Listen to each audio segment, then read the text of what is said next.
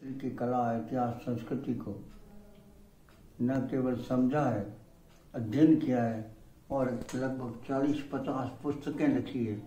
एक एक अभिलेख का मैंने अध्ययन किया है, सिक्कों का, ताम्रपत्रों का, और उन सारी चीज़ों का संग्रह मैंने क्यों किया, क्यों मेरे को इसकी सोच की आवश्यकता पड़ी, इसका एक बहुत बड़ा अनुभव और मधुर स्मृतियाँ, अनुभूतियाँ मेरे साथ जुड़ी हुई है।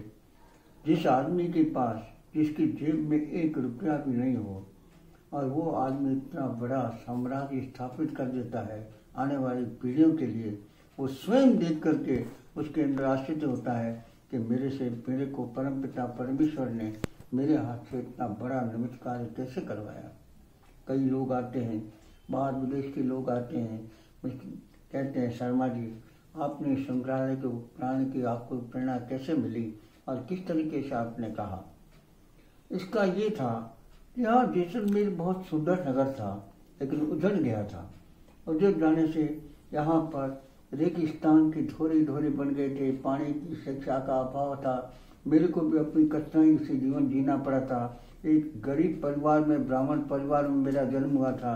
मेरे पिताजी पुजारी थे और वो अपने रामत वगैरह करते थे। मंदिर में पूजा में जो आमदनी होती थी उसको पढ़ते थे। 5 साल में मेरी शादी हो गई और उसमें मेरा जीवन बदलने लग गया। शिक्षा के लिए मेरे को स्कूल में भर्ती कराया गया। स्कूल को मेरे को आज़ादी के 2 वर्ष बाद 1950-52 में स्कूल को छोड़ देना पड़ा। फिर मेरे को नौकरी करनी पड़ी। 30 रुपये महीने में सड़कों पर जाना पड़ा, गली जाना पड़ा, कठिनाई का बनना पड़ा। लेकिन आगे जा करके मेरे साथ 6ठी पास करके मैंने स्कूल को छोड़ दिया तो मेरा मित्र एक मेरे को मिला। मैंने कहा जिंदगी बड़ी कठिन है। मेरे पिताजी ने मेरी मनिहारी की दुकान खोलाई है, लेकिन उस मनिहारी की दुकान में 5 रुपये भी रोज़ के मिलते नहीं है और मेरी इच्छा कुछ अलग है। लेकिन मैं कुछ करता हूँ, मैं कुछ पढ़ना चाहता हूँ, लेकिन परिस्थितियों ने मेरे को पढ़ाया नहीं। तो मेरा मित्र जो था वो बड़ा मेरा प्रिय मित्र था। उसने कहा मैं तुम्हारे को एक परामर्श देता हूँ कि तुम्हारे को 6ठी पास किया, अब तुम्हारे 4-5-6 साल हो गए हैं, तुम सीधा जो है 10वीं का फॉर्म भर लो और परीक्षा के अंदर तुम्हारे को जो है मैं मदद करूँगा, तुम उसे पास कर लो 10वीं को। मैंने कहा बाकी तो मैं सब्जेक्ट कर लूँगा, लेकिन गणित में मैं बहुत कमज़ोर हूँ, मैथमेटिक्स में, तो उसके अंदर मेरे को आती नहीं है, वो बड़ी मुश्किल मेरे को आगे सामने है। क्योंकि तुम परीक्षा दो, हो जाएगा, भगवान कर दो। उसने खूब कोशिश की, हमने की, लेकिन फिर भी मैथमेटिक्स मेरे को सप्लीमेंट्री आ गई। फिर उसने कहा कि अब दूसरे विषयों को पढ़ना नहीं है, तुम्हारा एक इस विषय पर ध्यान है। तो उसने कुछ ऐसे फार्मूले जो थे औसत के, एक नियम के और ग्राफ के ऐसे बताए, जिससे मेरे को 20 नंबर आ गए और मैं पास हो गया। और पास होने के बाद मेरे सामने और समस्या आ गई कि मेरी पहली पत्नी तो बीमार पड़ गई और बीमार पड़ गई, उसका स्वर्गवास हो गया। उसके एक लड़की पत्नी को छोड़ करके यहाँ संसार से चली गई।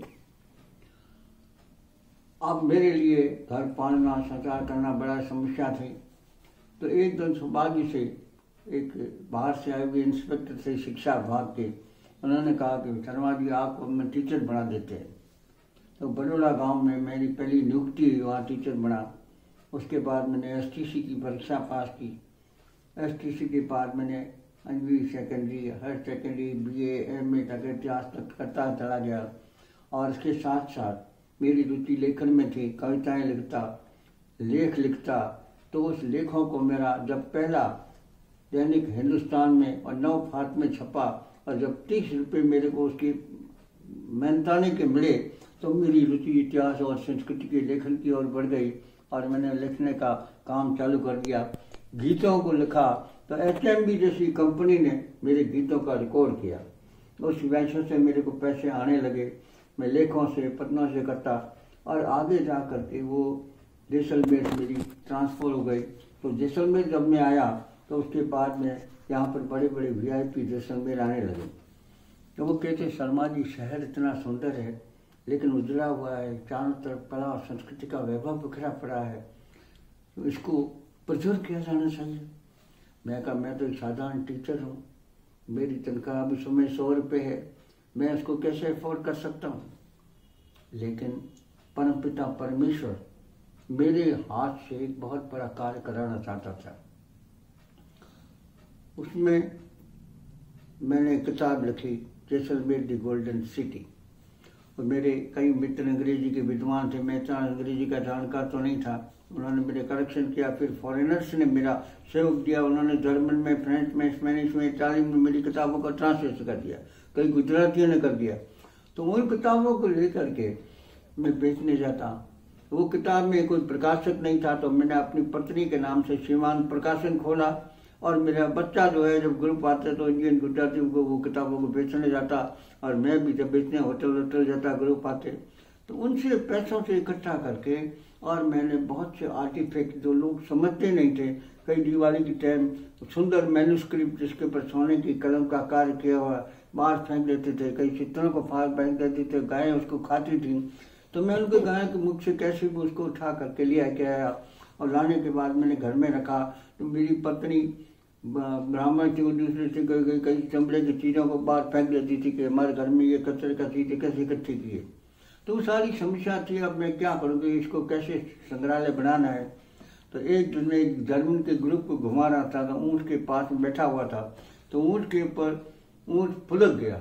ऊँट फुदकने से क्या बाद से मोटरसाइकिल जोर की आवाज़ करती निकली, तो ऊँट झुक गया, मैं एकदम धड़क करके आज संभल नहीं सका, और मेरी टांग टूट गई, और मेरे इसके फ्रैक्चर हो गया। तो मेरे को हॉस्पिटल में रहना पड़ा 3-4 महीना। तो उस समय मेरे को एक सपना आया कि एक जगह दिखाई दी कि तुम इस जगह पर जाओ, उससे बात करो, तुम्हारे वहाँ संग्रहालय खोलो, बाकी सब काम छोड़ दो। मैंने उनसे बात की, तो उन्होंने मेरे को 30 रुपये महीने में जगह तालाब के किनारे दे दी। तो मैंने संग्रहालय खोला, तो लोगों को बहुत पसंद आया मेरी योजना को, और मेरे को बहुत ही अच्छा लगा। एक इंग्लैंड के मिस्टर जोएल जोफ्फे करके थे, उन्होंने जोएल जोफ्फे ने मेरे काम को देखा, मेरे को पूछा, मेरे को कहा। वहाँ जाने के बाद वो बहुत बड़े लॉर्ड थे, मैं उनको उतना बड़ा, मैं तो साधारण एक सिम ले लूँगा सोचता था। तो उन्होंने वहाँ जा कर के मेरे को 1200 पाउंड का भेजा, और उन्होंने कहा कि शर्मा जी कहाँ इसको काम लोगे, मैं नहीं पूछूंगा, तुम्हारी अच्छा हो जाओ उसका प्रयोग करना। उस समय पाउंड की कीमत थी, तो मेरे को 25,000 रुपये उसे मिले, और उससे मैंने राजा रवि वर्मा की पेंटिंग, दूसरे सामान मैंने उसको खरीदा। उस खरीदने के बाद कई म्यूजिक इंस्ट्रूमेंट वगैरह जो किताबों से 10 रुपये टिकट लगता, मेरी किताबें बिकती, तो आर्टिकल के पैसे आते, रेडियो से आते, आकाशवाणी से आते, दूरदर्शन जो मिलता उनसे मैं चीज़ें खरीदना चला गया। खरीदते जैसे मेरा मीडियम डेवलप हुआ, तो मेरे ईर्ष्यालु भी बहुत जागृत हो गए। उन्होंने मेरे बीच में बाधाएं उत्पन्न शुरू कर दी कि उस जगह को खाली करो, और रचना करना। अब मेरे सामने समस्या थी, क्या किया जाए, लेकिन सौभाग्य ईश्वर मेरा साथ देता था। तो उस समय बलीराम भगत राज्यपाल थे राजस्थान के, हमारे संग्रहालय में देखने को आए। तो मैंने अपनी समस्या उनके आगे रखी, तो उन्होंने उसको रिकमेंड किया कि इनका प्रमेश अपना प्राइवेट होना चाहिए। तो उस जगह को हमको लेने के लिए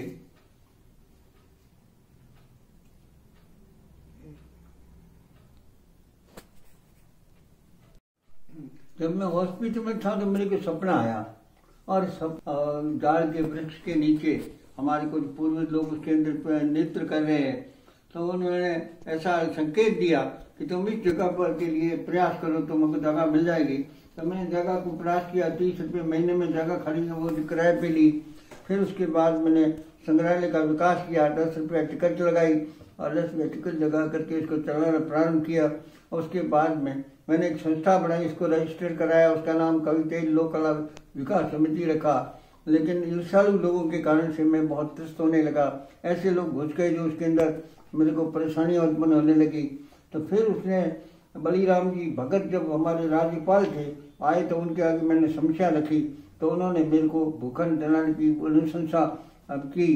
तो मेरे को नगर पालिका के उस समय प्रशासक थे, जिला कलेक्टर सियाराम जी मीणा साहब ने इस जगह को मेरे को दिया। जगह आधी कीमत पे, नजुल दर पर, वाणिज्य दर से मेरे को आधी कीमत में राष्ट्रपति पुरस्कार प्राप्त शिक्षक था, इसलिए मेरे को दिया। मैंने रिटायरमेंट लिया 1997 में, और मेरी पेंशन की जो राशि आई उससे मैंने ज़मीन को खरीदा और उसको खरीदने के बाद धीरे धीरे 1997 तक मैंने एक मंजिला महल बनाया और इस मंजिला का उसका उद्घाटन तत्कालीन उपराष्ट्रपति बाद में राष्ट्रपति के.आर. नान के कर कमलों से हुआ। उसके बाद धीरे धीरे ये कलाएँ विकसित, जैसे नाम इसका चढ़ने लगा इतिहास का, तो कई कलाकार, कठपुतली कलाकार वगैरह जो थे वो उनका देखा उनको कि वो कलाकार जो है जाते हैं, लोग उनका अपमान करते हैं, एक आना सड़क वकील के आगे फेंकते, कोई दो आना फेंकते, वो न तो कला के बारे में समझते, न कलाकार का सम्मान होता है, न कलाकार। धीरे धीरे कलाएँ मरने लग गई। तो उन कलाकारों ने कहा कि शर्मा जी हमको आप जगह में दे दीजिए, जो इनाम आएगा कठपुतलियाँ बिकेगी वो हमारे रहेगी, तो 10 रुपये टिकट आपको मिलेगा, जिससे आप बिजली पानी का खर्चा चलाना। हमने उनको जगह दे दी। धीरे धीरे वो उनका कठपुतली कला का भी संरक्षण हुआ, कलाकारों को रोजी रोटी मिलने लगी, उनकी चीज़ें मिलने लगी, कठपुतलियाँ बनाने लगे, सुंदर सुंदर कार्यक्रम देने लगे। तो उनकी जीवन जो है धीरे धीरे 10-15 आदमी इसके साथ जुड़ गए। तो आज हमारे संस्थान में रोज़ हम 6:30 बजे और 7:30 बजे कठपुतली कला का लाइव पपेट शो करते हैं, जिससे कलाकारों की रोजी रोटी चलती है, कला का संरक्षण होता है, कलाकार को सम्मानपूर्वक मंच मिलता है और हमारे जो देश के लोग हैं, विदेश के लोग हैं, भारतीय शुद्ध पारंपरिक लोक कलाओं से परिचित हो सकते हैं। तो हमारा ये संस्थान एक इतिहास, कला, संस्कृति सबका एक संगम है, जहाँ पर विद्यार्थी शिक्षा प्राप्त कर सकते हैं, बच्चे भी प्राप्त कर सकते हैं, क्योंकि आज का युग मोबाइल का युग है और मोबाइल के युग में पूरा दिन लोग लेफ्ट राइट करते रहते हैं। कौन आदमी क्या बात कर रहा है, क्या कर रहा है, उसमें कितनी सच्चाई है। क्योंकि आज के जो पत्रकार हैं या टीवी चैनलों के लोग हैं, उन लोग अपनी बात को कहते हैं, दूसरी समीक्षा को करते नहीं। आज जितनी हम वहाँ पर लोगों की चर्चाएं सुनते हैं, तो लोग राजनीतिक दल के उनको पूछा जाए कि तुम्हारा देश की आज़ादी से पहले जन्म ही नहीं था और तुम इस प्रकार की चर्चाएं करते हो, तो उससे देश को क्या मिलता है। आप अखबार में कोई चीज़ें छपती है, विज्ञापन छपते हैं बड़े बड़े, एक टीवी के नीचे एक लाइन आती है जो दिल्ली की आती है, दूसरी राजस्थान की आती है, तीसरी देश की आती है, चौथी विश्व की आती है, एक बार एंकर होता है, तीसरा फोटो होता है। तो आदमी लिखने वाला क्या उसको देखेगा और क्या समझेगा, न तो उसको समझ सकता है न कर सकता है। तो ये एक तरीके का भ्रम फैलाने वाली चीज़ें जो है वो पैदा करिए, क्योंकि हमारी जो शिक्षा थी, जो नैतिक शिक्षा को हम भूल गए, हम चरित्र को भूल गए कि हमारा चरित्र कैसा था, कैसे हम लोग करते थे। हमारी टाइम शिक्षा मौखिक शिक्षा थी, लेकिन नैतिक चरित्र आदर्श पर आधारित थी। वो कहते थे, हमारे पूर्वज जब बैठते थे तब वो पदों के माध्यम से, कविता के माध्यम से लोगों को शिक्षा देते थे, क्या करना चाहिए क्या नहीं करना चाहिए। बाल से आल बड़े से विरुद्ध विकूचन नारे से ना हंसिए, यानी बच्चों से कभी मजाक नहीं करनी चाहिए ज़्यादा। एक बच्चा मेरे पड़ोस में रहता था, तो उसके अंदर एक पड़ोस में आने वाला व्यक्ति, उसके साथ एक दूसरा आदमी था जो उनको नमस्ते करता, वो बच्चा प्यार है क्या है, तो उसको प्यार से उनको नमस्ते करता, उनके पाँव पड़ जाता। तो बाल से आल बड़े से विरुद्ध, बड़े आदमी से कभी भी विरोध नहीं करना चाहिए, कुतर्क नहीं करना चाहिए, क्योंकि उनका अनुभव ज्ञान का उनके साथ होता है। बाल से आल बड़े से विरुद्ध विकूचन नारे से ना हंसिए, जो ऐसी औरत हो जो बिल्कुल आप उसके सामने हंसोगे तो उसका अर्थ गलत निकाल देगी। तो नार से ना हंसिए। ओछ की प्रीत, जो ओछा आदमी हो के कल मैंने तुम्हारे को चाय पिलाई थी, ये क्या था, वो ओछा आदमी गिना जाता है। ओछ की प्रीत, गुलाम की संगत, गुलाम जो राजा महाराजों के टाइम जो बादशाहों के अंदर जो हरम के अंदर गुलामी का कार्य करते थे, उनकी संगत नहीं करनी चाहिए। वो तुम्हारे रहस्य को ले जाकर उनको बता देगा। गुलाम की संगत ओगट घाट में ना धसिए, जो पानी का नहीं मालूम हुआ, जगह जगह पर बांध नहीं बंधा हुआ, वहां पर घुसना नहीं चाहिए। अन्न से रोष, अन्न से भोजन से कभी क्रोध नहीं करना चाहिए। अन्न से रोष, अग्नि से जोर, अग्नि से जोर नहीं करना चाहिए, नहीं तो जला देगी तुम्हारे को। अजिथे जल में ना फंसिए, कभी गंग कहे संसार कब्र, कुल से दूर सदा बसिए। झूठे लोगों से सदा दूर रहिए। इस प्रकार की कहानियां कहावतें करके लोगों में चरित्र निर्माण किया जाता था। तो आज के लोगों जो है वो लोग जब तक अपने प्राचीन पूर्वजों की विरासतों को, परंपराओं को नहीं समझेंगे, उनके ज्ञान को नहीं समझेंगे, तो उनमें भाईचारे की भावना नहीं रहेगी। ये उनको समझना चाहिए। मैं आज की पीढ़ी को ये संदेश देना चाहता हूँ कि उनको सबसे पहले ये समझना चाहिए कि हम क्या हैं।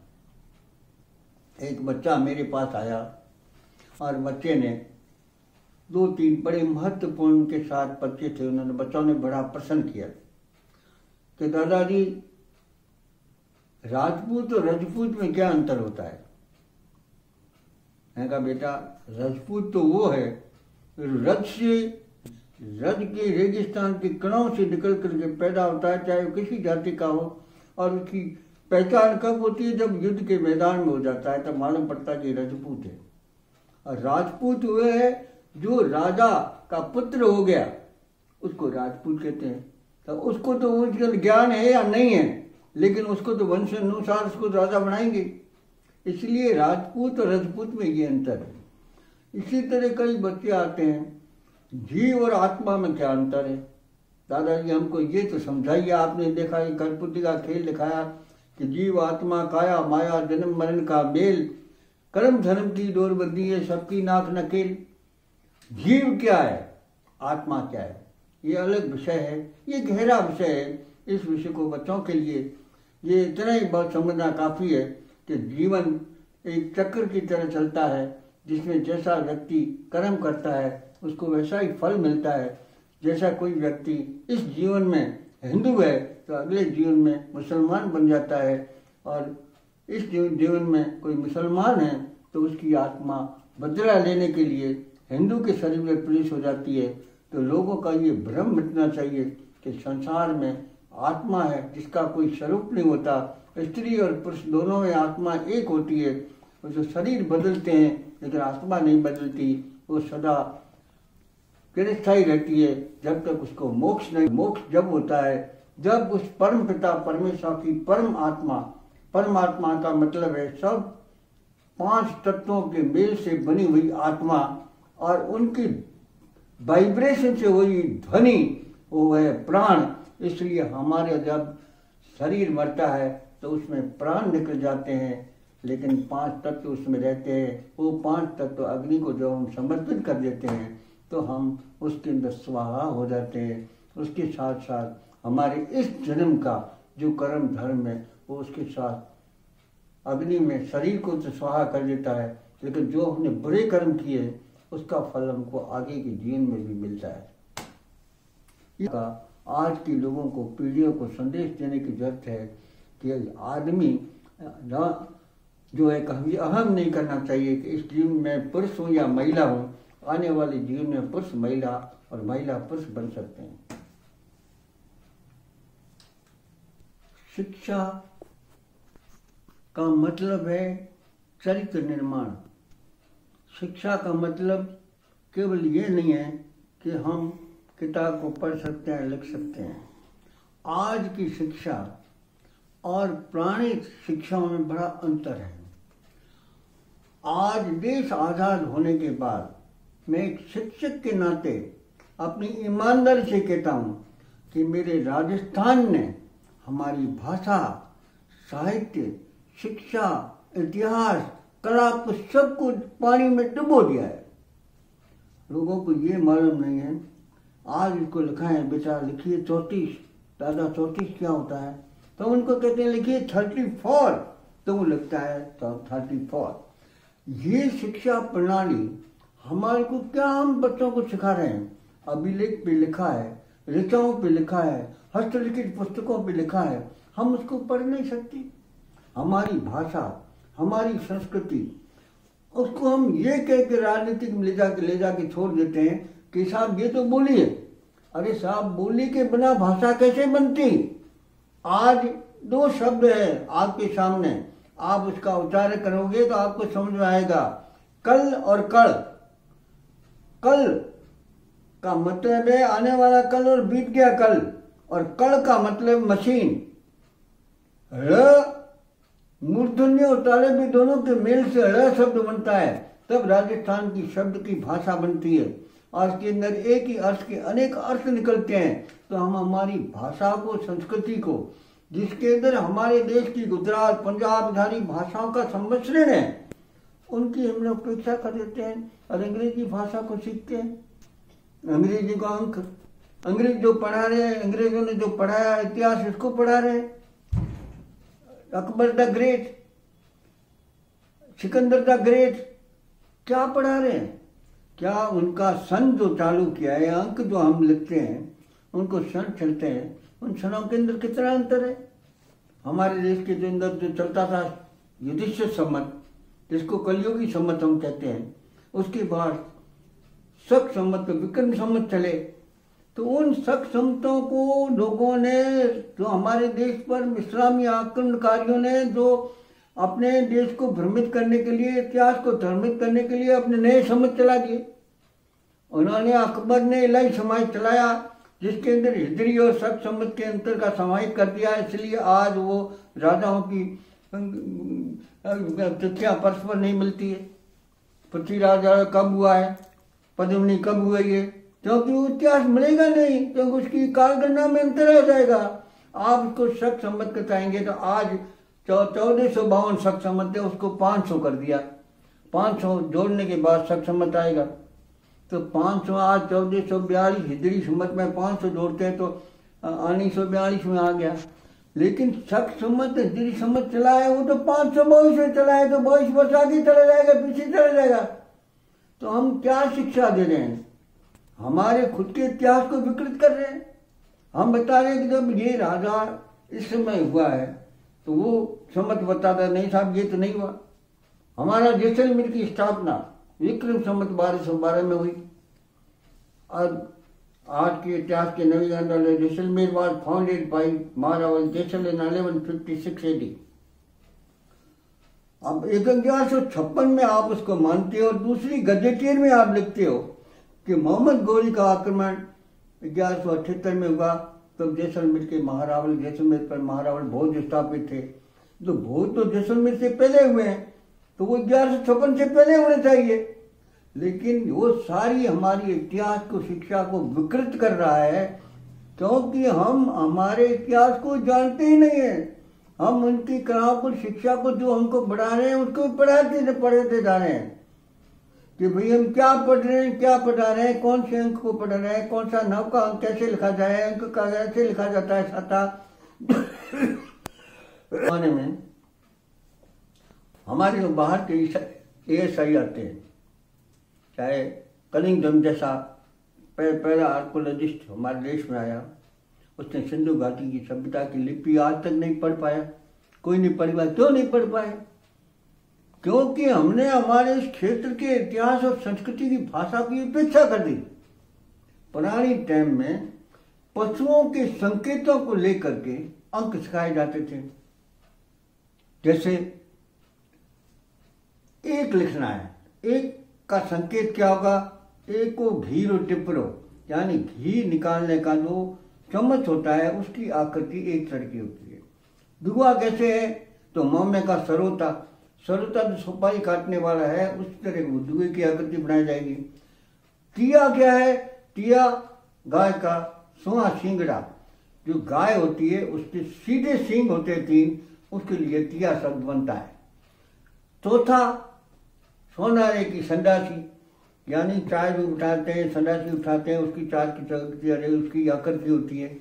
5वां हाथी का भाला।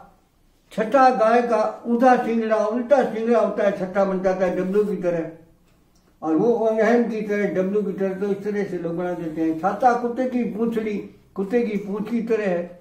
8 घर में चूल्हा, 9 चूल्हे में लकड़ी और 1 मिली पकड़ी। अब उन अंकों को लिखा हुआ है 363 लिखा हुआ है, तो वो लिखेगा WM और फिर W, तब बढ़ा जाएगा 363।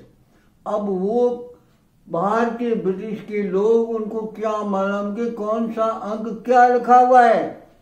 ऐसे अंक आज हमने जब अभिलेख इकट्ठे किए हैं, तो पहला अभिलेख हमारे को जो मिला है भट्टिक संवत का 452 में, उसमें चौका उल्टा लिखा हुआ है। तो लोग उल्टों को बेंगे आज तो उसको चौके को आशा उड़ा लेंगे, तो 452 का 852 हो जाएगा। तो इतिहास भाषा को, संस्कृति को हम हमारी देश की भाषा संस्कृति को शिक्षा में शामिल करेंगे नहीं, हम किसी को पढ़ाएंगे नहीं तो कैसे मालूम पड़ेगा। आज मैं संग्रहालय को खोल के तो जा रहा हूँ, लेकिन मेरे को खुद को अपनी पीड़ा है कि मेरे मरने के बाद क्या मेरे बच्चे इसको चला करके इस तरह से चला लेंगे, कठपुतली खेल कर लेंगे, रोजी रोजी कमा लेंगे, लेकिन उसकी शिक्षा को, उसको अंकों को कौन पढ़ेगा, आने वाले लोगों को कौन उत्तर देगा कि कौन सी किताब में क्या लिखा हुआ है। न तो वो संस्कृत जानते हैं, न हिंदी जानते हैं, न फारसी जानते हैं, न कुछ जानते हैं, न उसके ऊपर लिखी हुई हजारों किताबें हमारे देश की जो है बेकार कर दी हमारी सरकार ने। देश आजाद होने के बाद पंडित नेहरू जी ने विक्रम संवत के स्थान पर अंग्रेजी अंकों को शामिल कर दिया, तो हमारे जो पुराने अंक थे, हमारी किताबें थी, सारी खत्म हो गई। और हम कहते हैं हम शिक्षा ला रहे हैं, शिक्षा की स्कूलें खोल रहे हैं, मेडिकल खोल रहे हैं, मेडिकल कॉलेज खोल रहे हैं, लेकिन उन शिक्षाओं में शिक्षा क्या दोगे आप? उन स्कूलों में आप पाठ्यक्रम में पाठ क्या पढ़ाओगे? समस्या आज ये आ रही है शिक्षा की कि न तो हमारी शिक्षा की न कोई दिशा है, न कोई हमारा कोई पाठ्यक्रम है, न हमारा कोई उद्देश्य है, न कोई हमारा लक्ष्य है। इसलिए हमारी शिक्षा विकृत होती जा रही है, क्योंकि जब तक हम हमारी खुद की पहचान नहीं बनाएंगे, उनके अंकों को, उनकी लिपि को, उनके शब्दों को, उनके भाषा के शब्दों को नहीं समझेंगे, तो हम दूसरों को क्या शिक्षा देंगे। इसलिए शिक्षा जो है उसका एक विशेष महत्व होता है। शिक्षा से चरित्र निर्माण होता है, शिक्षा से आदमी का ज्ञान का विकास होता है। तो शिक्षा की जब हम उपेक्षा करने लगेंगे, विदेशी शिक्षाओं के माध्यम से, विदेशी भाषाओं के माध्यम से, विदेशी शब्दों के माध्यम से हमारे देश को हम कैसा बनाएंगे। आज लोग लिखते हैं हिंदी में शब्द होते हैं अंग्रेजी के, तो कैसी शिक्षा होगी? हम क्या कर रहे हैं? न हमारी कोई दिशा है न दशा है। इसलिए ईश्वरी बचाए आने वाला समय कैसा आएगा। एक शिक्षक के नाते मैं जो इतना ही कहता हूँ कि मैं जो लिख के जा रहा हूँ, मेरी लिखनी हुई चीज़ों को लोग समझ लेंगे, पढ़ लेंगे थोड़ा बहुत भी, तो उनको ज्ञान आ जाएगा कि हमारा शैक्षिक प्रणाली कैसी थी, कैसी मौखिक शिक्षा थी, कैसे हमारे संकेत थे, कैसी हमारी शब्दावली थी, कैसे हमारे मुहावरे थे। एक मुहावरे के माध्यम से हम लोगों को समझा देते थे कि भाई इसका काम है, इसे करनी चाहिए। मुहावरा कहता था, वो बता देता था कि क्या करना है। एक को कहते डफोल संख, क्या मतलब महान मूर्ख, कि भाई तुम डफोल संख हो। मौसम को देख करके देख लिया, कह दिया कि तीतर बल्ली बादली विधवा काजल रेख, आप बरसे वा घर करे हमें मीनन मेघ। तो ये कहावतों के माध्यम से, उनके मानसिक शिक्षा एक आदमी का चरित्र निर्माण करती थी, ज्ञान का विकास करती थी, उसकी शारीरिक और बौद्धिक चरित्र का निर्माण करती थी। आज की शिक्षा केवल लिपि, अंक और विदेशी संस्कृति का समावेश करने वाली है। आने वाली पीढ़ियां न तो इससे कुछ प्राप्त कर पाएंगी और न हम कुछ उनको दे पाएंगे।